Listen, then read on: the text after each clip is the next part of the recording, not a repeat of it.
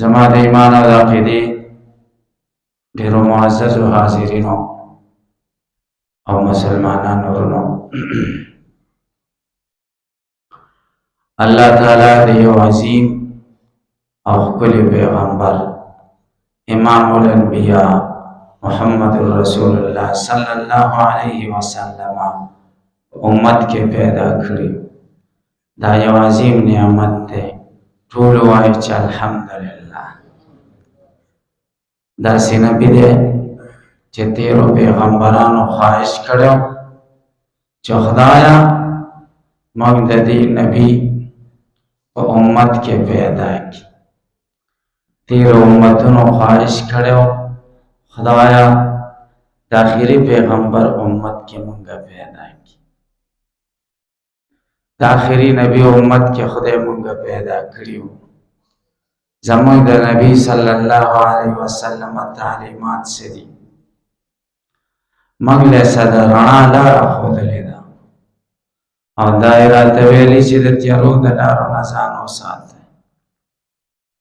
نو زموږ کامیابي او رښتینی امتیتوب بدای چې رسول الله صلی الله علیه وسلم د رڼاګانو کومې لارې موږ له ښودلې په هغې لاړ شو.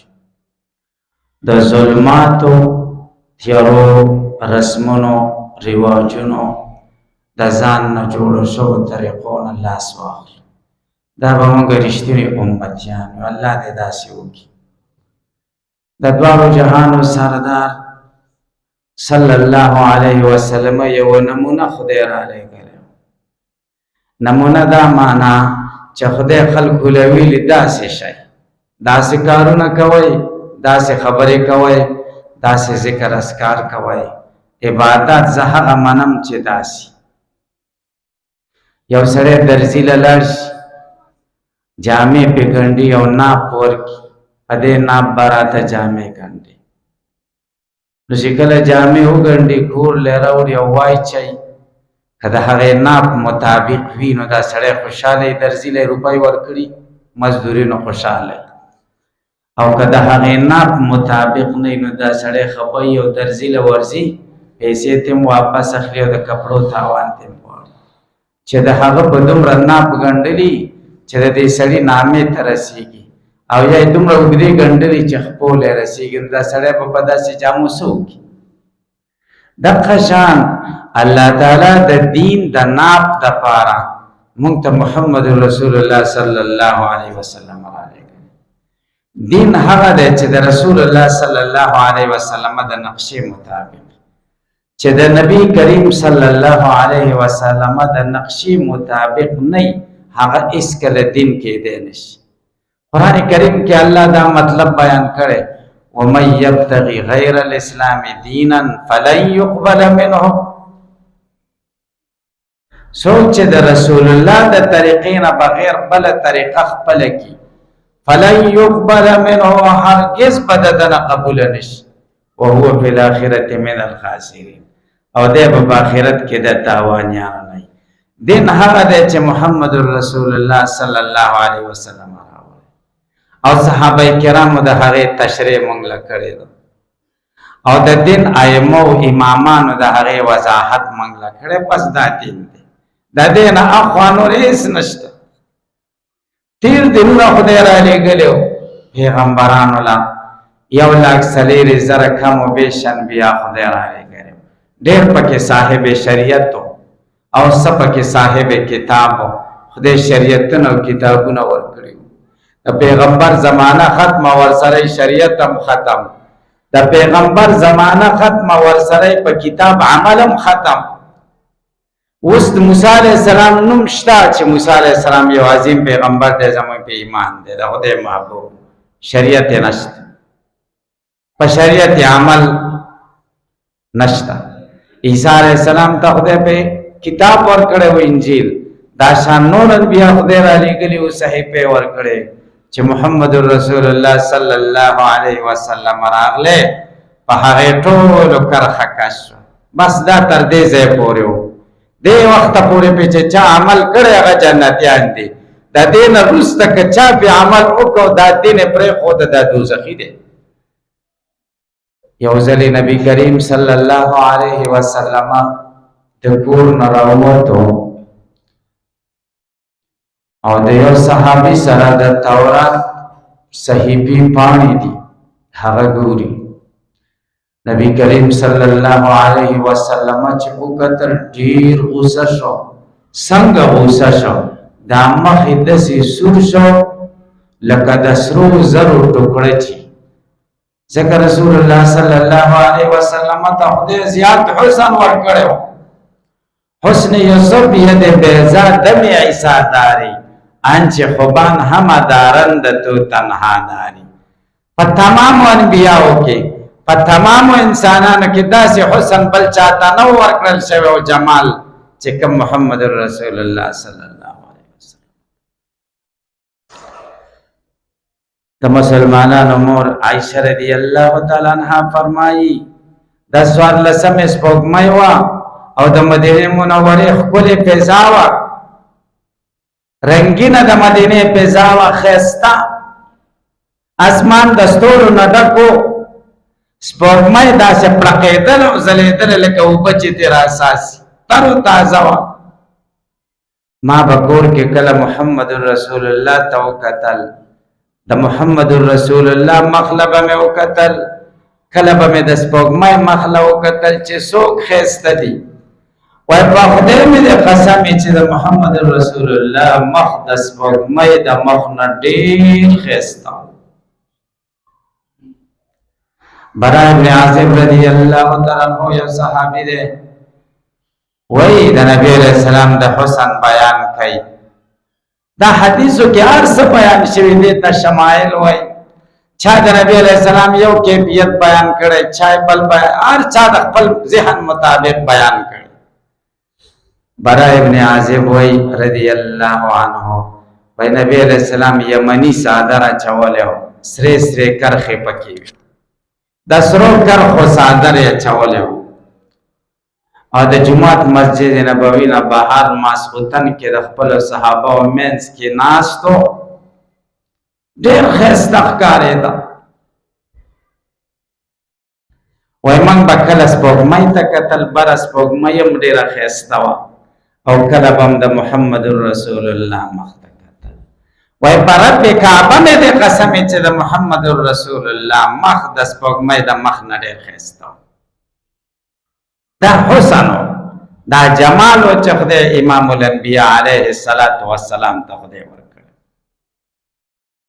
نو نبی کریم صلی الله علیه وسلم راووتو مخې تک سور شو ښایسته و د غوسې اثر به هم پې زر ښکاره کېده او چې خوشحاله به هم بیا به مخ پړقېده.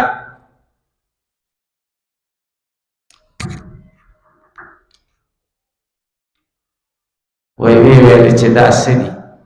وی صحابي ورته ویل چې دا د تورات پاڼې دي. ورته یې دا پرېږدئ خدای مې د قسم والذي نفسي بيده په هغه ذات مې د قسم چې زما نفس د هغه په قبضه کې دی. لو كان موسى حيا ما وسعه الا اتباعي.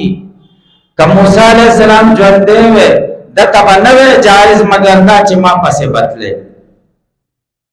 موسی علیہ السلام ته به دا نه وی جایز چې د په تورات عمل کړی وی. موسی علیہ السلام ته به نه وی جایز چې د په خپل شریعت عمل کړی وی. بغیر د دې خبرې نه بله چاره نه وه ما پسې بته. نو چې موسی علیہ السلام ما پسې ته نو تاسو څنګه دا ګورئ؟ نو الله تعالی آخری پیغمبر راوړېږه محمد رسول الله صلی الله علیه وسلم. د هغه دین شریعت کتاب د نور په شان دی او د نور پیغمبرانو دینونه شریعتونه دا د ستورو په شان دي او چې سار کې نور راوخي چې بیا ستوري ټول ختم شي. د ستورو زمانه تر کومه پورې ده؟ ستوري تر کومه پورې رڼا کوي چې نور نه راختلی.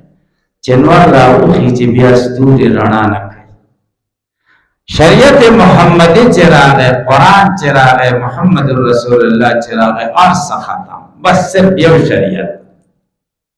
ثم جعلناك على شريعة من الأمر فاتبعها ولا تتبع اهواء الذين لا يعلمون.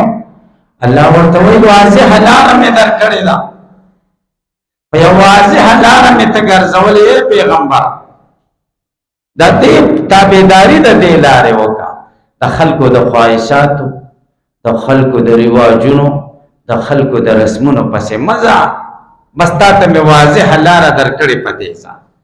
نو نبی کریم صلی الله علیه وسلم ژوند زموږ لپاره نمونه. نبی کریم صلی الله علیه وسلم ته خدای اخلاق کریمه ورکړي. خدای ذکر کوي وَإِنَّكَ لَعَلَى خُلُقٍ عَظِيمٍ، او یقینا ته په لویو اخلاق وي، خدای لوی اخلاق تعالی درکړي. او بیا وایي رسول الله صلی الله علیه وسلم فرمایي بعثت لأتمم مکارم الاخلاق، زه دې دپاره رالېږل شویم چې د عزت اخلاق خلقو ته وښایم، چې دا اخلاق خپل کې عزتمن بشي. ښایسته اخلاق خلقو ته وښایم چې دا اخلاق خپل کې ښایسته بشي.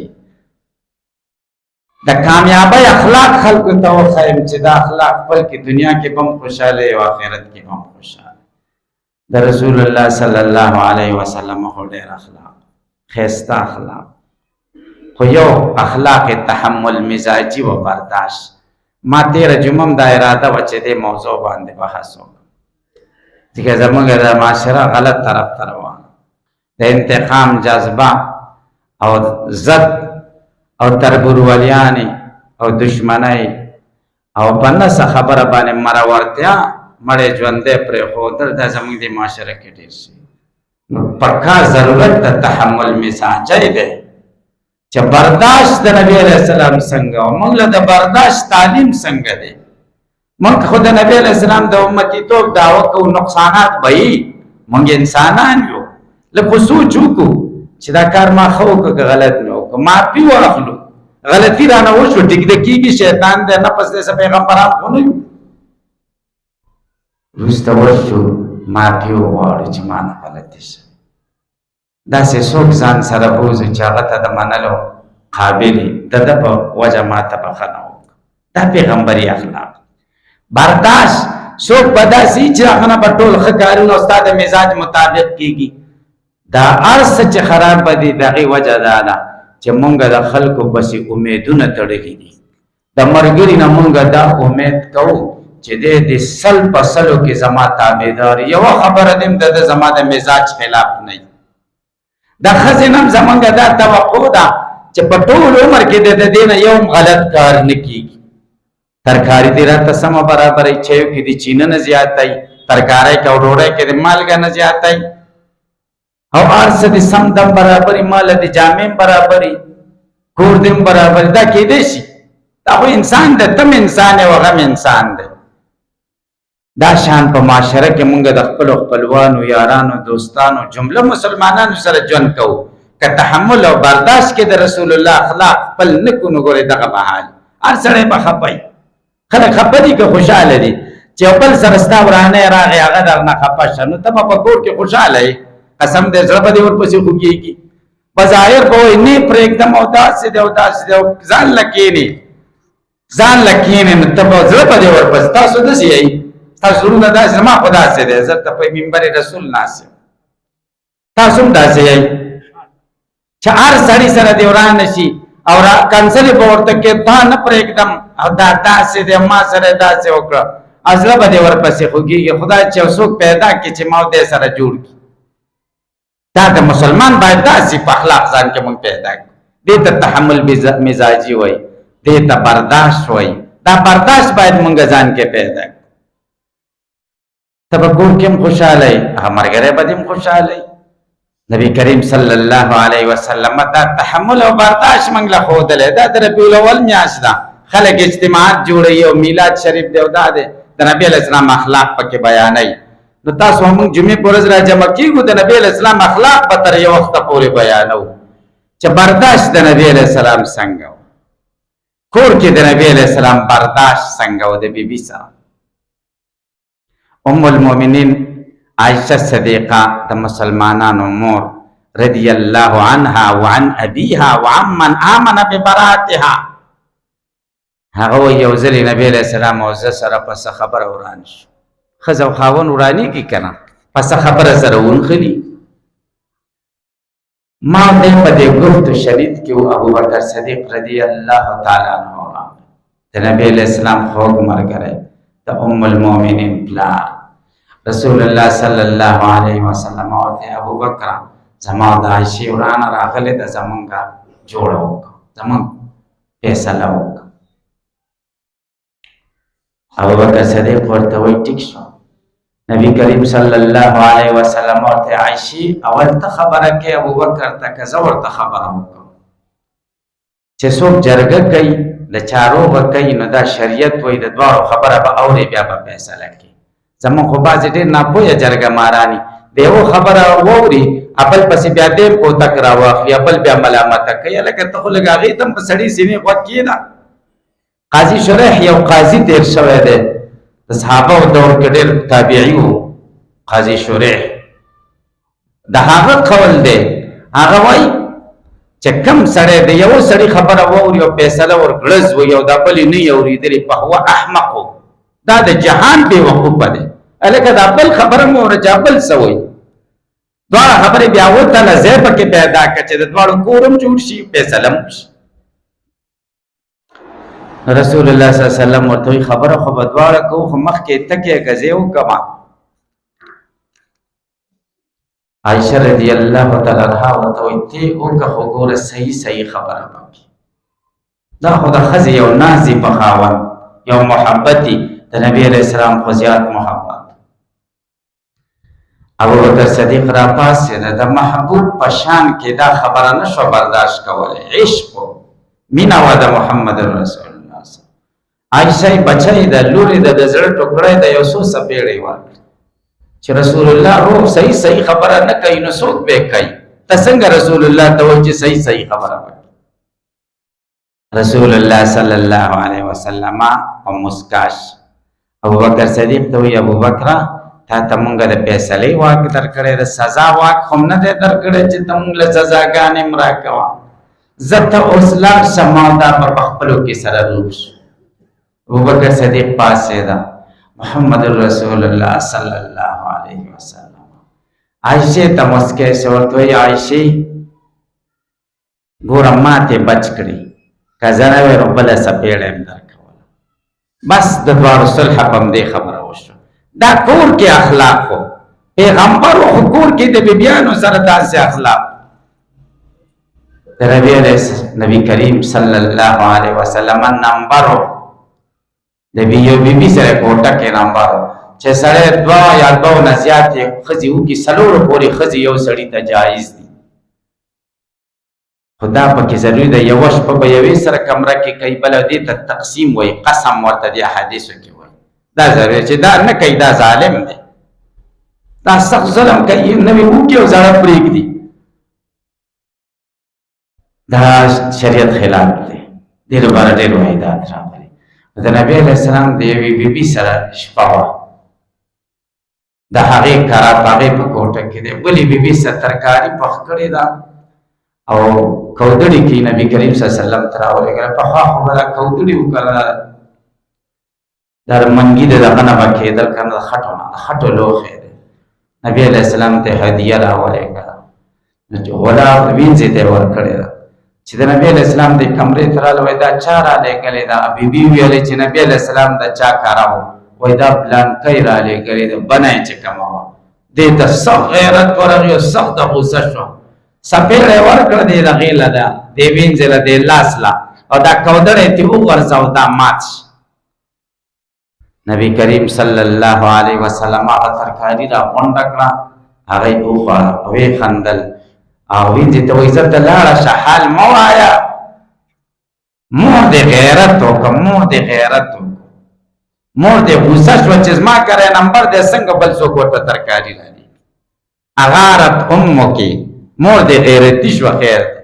تاسو که موږ یو نو بیا به پنځم مذهب ته لاس کوو او به دې سر به وو چې دا دې څه وکړه. دا د نبی کریم صلی الله علیه وسلم کریمان اخلاق د بیبیانو سره او د بزرګانو د دین د کابرینو هم د قشان اخلاق. ابو الحسن خرقانی رحمه الله یو لوی بزرګ تیر شوی او د تصوف سلسلو کې یو سلسله د سلسله نقشبندیه د هغې سرخیل دی او یو عظیم روحاني شخصیت. د ده سموریدان لاړل د ده تپوس کوي کور له چې زمونږ پیر صاحب چېرته دی، مونږ ورسره ملاوېږو. ښځې د دروازې شاته ډېرې بدې ردې ورته وویل چې تاسو پیر په څه دی؟ هغه څه داسې دی او داسې دی. د خپل خاوند له ډېرې بدې ردې ویلې. ډېره غوسناکه ښځه وه، مزاج داسې. دا مریدان ډېر خفه شو چې زمونږ پیر صاحب خو ډېر لوی سړی دی او د ده ښځه داسې ده، دې سره دی څنګه وخت تېروي. چې بار راووتل دا مریدان ځنګل طرف ته را روان دي. دا پیر صاحب ابوالحسن خرقانی رحمه الله دی د ځنګل نه را روان دی او زمری د غوږ نه رانیولی چې ستړی شي سور شي پې.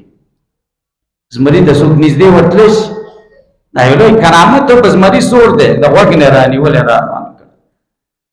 مریدان نه تپوس وکړه چېرته ته یې؟ هغې ورته وایي ستاسو کور ته درغلي وو چې تاسو سره ملاقات وکړو، خو کور والا راته ډېر ترخې خبرې وکړې او موږ په ډېر په دې خفه شو چې زمونږ د پیر صاحب به د دې کور والا سره څنګه ژوند تېروي. هغه ورته وایي چې زه ورسره دغه شان ژوند تېروم د الله د رضا دپاره، هغه نه خفه کوم. تا کولی شم چې طلاق ورکړم بل واده وکړم، خو نه کوم، هغه نه خفه کوم. خیر د هغې مزاج داسې دی. د دې په بدل کې کور کې خو دغسې زندګي ده چې تاسو ولیدله، خو د دې د برکت الله دومره کرامت ما ته راکړی دی چې بار ځنګل کې په زمرو سورلي کوم. دا عزت خدای د دې وجې نه راکړی چې دا تحمل کوم، برداشت کوم. نو تحمل او برداشت یو حدیث شریف کې دی، رسول الله صلی الله علیه وسلم فرمایي یو سړی د بل سړي سره وران شو او دی په حق دی، ابل په نه حق دی، ښه پوهېږي چې زه په حق یم. من ترک المرا وهو محق بنى الله له قصرا في وسط الجنه. د دواړو جهانو سردار محمد رسول الله صلی الله علیه وسلم الفاظ دي. چا چې یو مسلمان ورور سره جګړه پرېښوده او دی په حق یې ورته زه به زه نه کوم، بس د الله د رضا الله تعالی به دته د جنت په منځ کې یوه بنګله تیار. دا برداشت تحمل شو، دا آخرت کې بدله شوه. نو موږ او تاسو د محمد رسول الله صلی الله علیه وسلم امتیان یو، تاسو ټول وایئ چې الحمدلله. نو موږ له دا پکار دی چې د نبي علیه السلام اخلاق خپل کړو. په هر ځای کې موږ سوچ وکړو انسان دی کله خطا کېږي، خطا شو. پیغمبران خو نه چې ټول کارونه دي زمونږ سمي، شیطان راپسې دی، نفس راسره دی، خطایان هم رانه کېږي. خو نیک کول مسلمان هغه دی چې د خطا نه وروسته بېایمانه شي او چا سره وران شي، زیاتې ترې وشي، به ورشي کور له په بلنوات ترې ورشي او بخښنه ترې وغواړي. د مرګ څه پته نه لګي، ته به مړ شي، هغه به درنه خفه پاتې شي، نو بیا به صحیح. نو ښه دا ده چې د مرګ نه مخکې مسلمان ورور خوشحاله کړو، تحمل او برداشت وکړو. الله تعالی دې په دې خبرو ما او تاسو ته د عمل کولو توفیق را نصیب کړي. درود شریف ووایو.